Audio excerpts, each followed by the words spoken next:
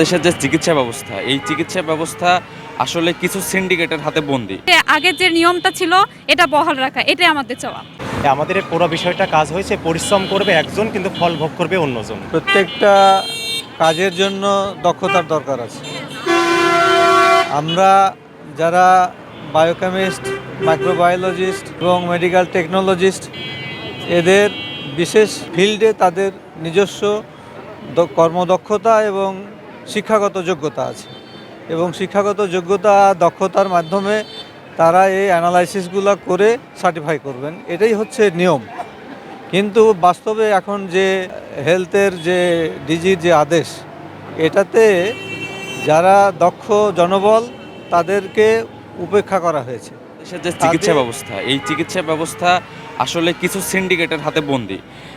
আমাদের যে চিকিৎসা ব্যবস্থা, এখানে যাদের অবদান রাখার কথা, যেমন হচ্ছে আমাদের হচ্ছে ইন্টারপ্রিটেশনের জন্য, রোগ নির্ণয়ের জন্য, এখানে আসলে মাইক্রোবায়োলজিস্ট এবং হচ্ছে বায়োকেমিস্ট যারা, তারা দীর্ঘদিন ধরে অবদান রাখছে এবং পুরো পৃথিবীতে এটি হয়ে আসছে।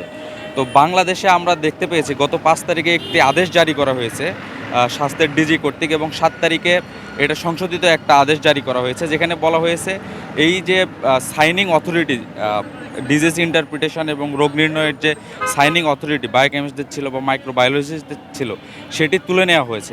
পুরো মেডিকেল সিস্টেম, এখানে কিন্তু ফ্রন্ট লাইনে কারা থাকে, ডক্টররা থাকে, নার্সরা থাকে, কিন্তু আসলে প্রকৃত অর্থে কিন্তু এটা একটা গ্রুপ ওয়ার্ক। অর্থাৎ এখানে মাইক্রোবায়োলজিস্ট থাকে, এখানে বায়োকেমিস্ট থাকে। আগের যে নিয়মটা ছিল এটা বহাল রাখা, এটাই আমাদের চাওয়া। হচ্ছে ডায়াগনোসিস যে করার পরে যে রিপোর্টগুলো প্রকাশ হয়, এই রিপোর্টগুলো সাধারণত অনেক ধরনের হয়। এর সাথে রিলেটেড থাকে হচ্ছে হেমাটোলজিস্ট ডিপার্টমেন্টের স্টুডেন্ট, তারপরে হচ্ছে মাইক্রোবায়োলজিস্ট ডিপার্টমেন্টের স্টুডেন্ট, তারপরে হচ্ছে বায়োকেমিস্ট্রি ডিপার্টমেন্টের স্টুডেন্ট। সিগনেচার অথরিটি হবে তাদের যারা এদের সাথে জড়িত থাকে, যারা হচ্ছে স্পেশালিস্ট। কিন্তু শুধুমাত্র একজন ডাক্তার হয়ে এই সকল রোগের জন্য এক প্রেসক্রিপশন হতে পারে না।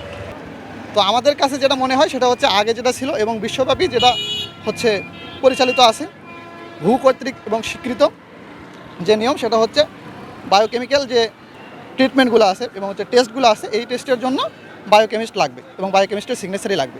আমাদের এই পুরো বিষয়টা কাজ হয়েছে, পরিশ্রম করবে একজন কিন্তু ফল ভোগ করবে অন্যজন।